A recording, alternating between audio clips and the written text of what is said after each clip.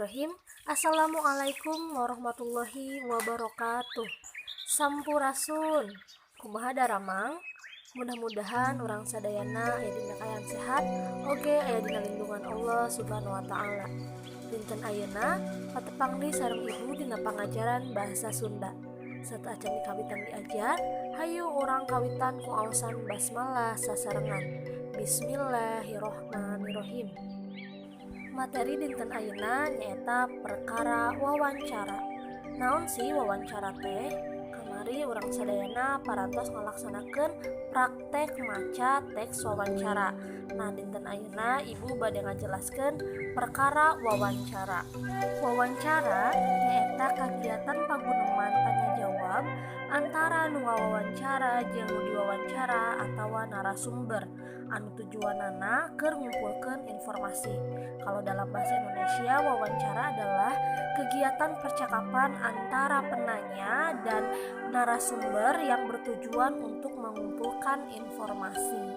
Wawancara bisa dilaksanakan langsung ku cara patetep, bisa oge ngaliwatan telepon. Aya 3 rupa-rupa wawancara nyaeta anu kahiji wawancara wartawan. Nyaeta kagiatan wawancara yang dilaksanakan ku wartawan. Kegiatan wawancara yang dilaksanakan oleh wartawan.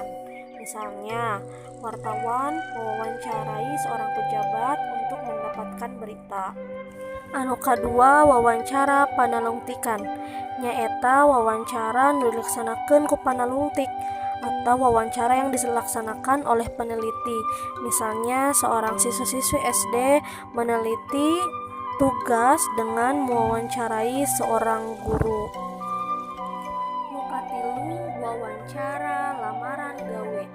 Nyaeta wawancara pausahaan jeung calon karyawan anyar atau wawancara antara perusahaan dan karyawan baru.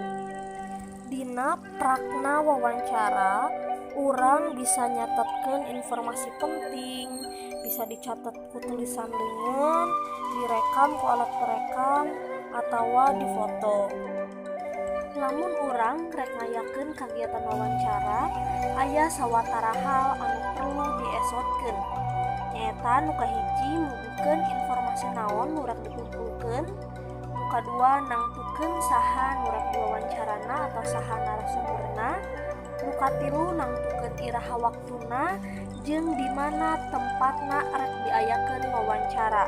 Nu kaopat nyaeta nyusun padoman wawancara, nyaeta daftar pananya anu rek ditanyakeun ka narasumber. Dina nyusun pananya aya 6 rumus pananya anu sok disingket, nyaeta 5W plus 1H. Nyaeta naon, saha, iraha, di mana, kunaon, jeung kumaha. Contoh pananya dina wawancara nyaeta, punten, dupi jenengan Bapak teh saha? Punten ieu patarosan teh nganggo kecap pananya saha? Salajengna, ti iraha Bapak janten pangusaha kantong? Nah ieu mah nganggo kecap pananya ti iraha. Salajengna, naha apel bet naros kitu? Nah kanggo ieu mah nganggo kecap pananya naha. Rupina pangajaran dinten ayeuna parantos rengse, hayu urang tutup ngaosan hamdalah sasarengan. Alhamdulillahirabbil alamin. Hatur nuhun kana perhatosanana. Wassalamualaikum warahmatullahi wabarakatuh. Sampurasun.